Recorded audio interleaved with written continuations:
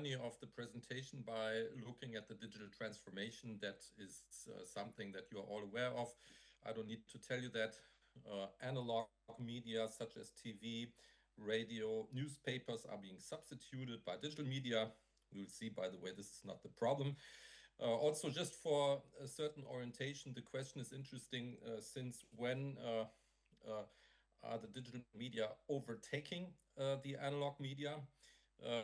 This was already the case in 2021, that the digital media, uh, let's say, overtook analog media. And what's quite interesting, status quo right now, it's about at 60% of the total attention in our societies. And this share will rise to about 75% by the end of this decade. So that's to give you an image about where are digital media in terms of the entire share of attention of our society. So now I will dig into the digital sphere. And this digital sphere is completely, you can say, owned by US monopolists. So if we look at the worldwide market capitalization at the moment from last year, um, the US had 86% share of the entire world share, Europe only 2%. And you can imagine the rest goes to China, so there's also little help. Um, there's one important thing that we need to note that this applies to media, and I will also come back to this. It applies to the access to digital markets. If you think about Amazon and Amazon Marketplace, and of course, cloud services, IT infrastructures, and for the future, it's generative AI. So the problem here is that all these are something that we call public goods. Public goods are typically something that you cannot live without. You cannot live without access to information. You cannot live without access, let's say, to the health system. So they monopolize all these media markets and digital markets. And here you see basically the overview, and you see the little gray bubbles on the top right, which are the European companies, which are hardly recognizable. And by the way, I can complement this with an own empirical study that we have performed at the University of Cologne. It's published in this Atlas of the Digital World, where we did the worldwide first full measurement of the entire media usage of a country. This was done for Germany. And I think this slide even uh, also became somehow famous in the Netherlands because it was shared a lot, where you could see that the entire traffic in the entire digital world basically is divided between these monopolists that you can see here. It's the first, let's say, couple of offers that you have on the very left, and the entire rest of the internet is a kind of void of traffic. So there's a lot of offers, but these offers do not get any traffic because all the traffic is inside the monopolies. And I'm a media scientist, so I'm working on digital monopolies since 15 years. And of course, it's a huge issue because we lose media freedom fundamentally in a situation where monopolists control the public sphere. So you could say that at this point, this was only a matter of media freedom.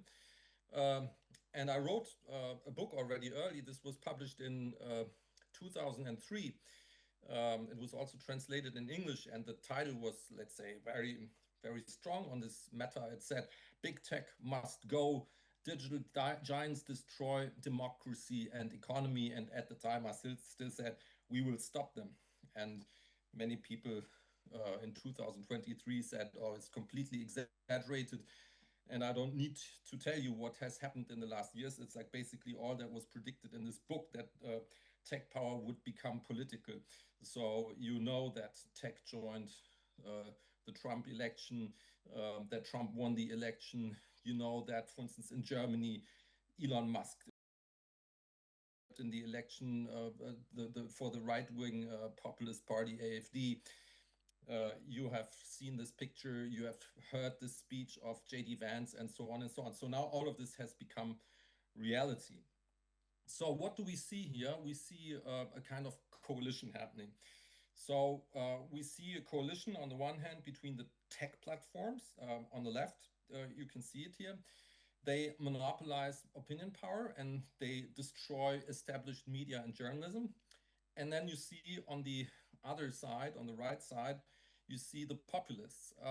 And they typically make use of the polarizing algorithms and destroy what they call the established parties. Yeah, so you can also see that this is killing the kind of balanced middle that we have. And of course, that's a huge problem because uh, this is not only a matter just of media freedom, but a lot of these parties are anti-democratic. So, and these tech companies make use of this. So, I call this a media war in the new book. It's a hostile coalition against Western democracies that is leading to the destruction of balanced information, the balanced information sphere, and let's say moderate political parties, which we see everywhere in Europe happening. Yeah, and you can also say that then it's not only anymore a matter of media freedom or digital regulation, it's also a matter of national security and our defense of democracy. So, to also show you the power that these companies have, what you see here is a scientific investigation where you see the, let's say, share of voice, you can say, the attention of one person, which is Elon Musk, a couple of weeks before the US election, in comparison to the full share of voice or full attention that all the members of the entire US Congress gained. So you see all the politicians here on the right, and you can see that one person has 16 times the, the power versus the entire Congress. And that's the situation that we're in. And by the way, if you look at these kind of actors in this media war, you can't even say that this is the vocabulary is too tough in my book, because this is the vocabulary that they use. They use a vocabulary of warfare. So information war. Peter Thiel talks about the apocalypse that is coming and now cleaning the world. The US State Department calls these right-wing parties in Europe civilizational allies. Elon Musk has written already early last year, civil war is inevitable, and so on and so on. So this is something that they see as a kind of civilizational war, and we should take it very serious. And that's basically why the book is called like that, Media War. Dark tech and populists are seizing power, because that's what we can see in the US right now, and that's what is also happening in Europe, and it's moving at a steady pace, and these guys are winning this war at the moment. So, of course, let's also think about solutions, because one thing is very sad. We could solve this if we wanted to, because we have created this dependency by ourselves. So we only needed to decrease the dependencies and ramp up the alternatives. And I've shown in my books how we can do this. Basically, all these measures are there to kind of open these markets, which are now monopolized. So we would, for instance, force the platforms to open themselves up for outlinks. So boom, you would have the possibility of digital traffic also to happen outside of the platform monopolies. Second, open standards. If we have open standards, the challenger platforms would be much better able to compete. Then three and four go together. So basically, the idea is that we separate the infrastructure and the content. Yeah, so you would have, for instance, YouTube infrastructure, platform services, and YouTube content services. And if we would see monopolistic conditions, which we have in the free video market, then we would open these infrastructures to third-party suppliers. And finally, the last measure would be, at the moment, we still allow these platforms to monetize criminal content. And that's something that we could stop immediately. We could say, once you monetize specific content, you're also responsible. And you can see that these measures are not, let's say, crazy. We could easily put them into a framework, and then we could ramp up EU alternatives and boost existing alternatives.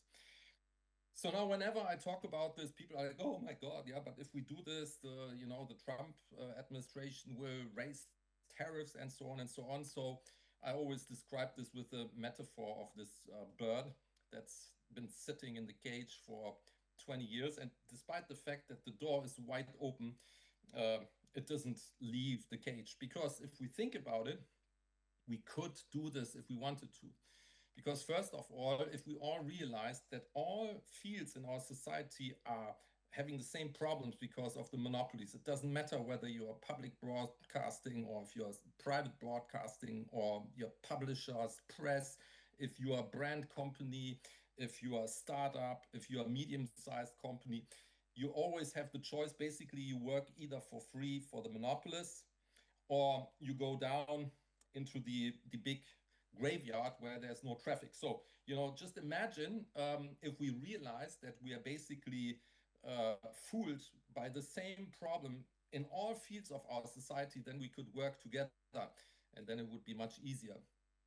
Second, the Trump and tech coalition have managed to basically fight against like all of these parties which are not united. And if you think about it, we have the same problems everywhere in all the national states of Europe, in Canada, in Great Britain, Australia, Switzerland. But it would be so easy to join forces and fight against this. Then the big mystery is that the media themselves are not fighting back. So, what would happen if we created a huge debate about this and fought for the free media as the free media? Yeah. And then finally, it should be obvious that all democratic parties have a big interest to save democracy and to save free media. So we shouldn't work in these like bubbles, but we should all join forces. And if we did that, if we just realized that, it would be very easy, and the bird could leave the cage. But if we keep on sitting in there and we think we are like mentally blocked, then we're not going to make it. So these guys are winning the game. They are moving forward every week and every month. And if we continue to not do anything, then I fear that the subtitle of my book will become reality. Dark tech and populists are seizing power. And I hope uh, that we will still wake up before it's too late. That's the reason why I wrote this book. And by the way, this is the world premiere because it's actually the English translation is coming out the day after tomorrow. It's already out in Germany since about 6 weeks. It's a huge success. So I just received this a couple of days ago. You are the first people in the world that I've talked about the English edition, and I hope you enjoyed the talk. Thank you very much for your attention.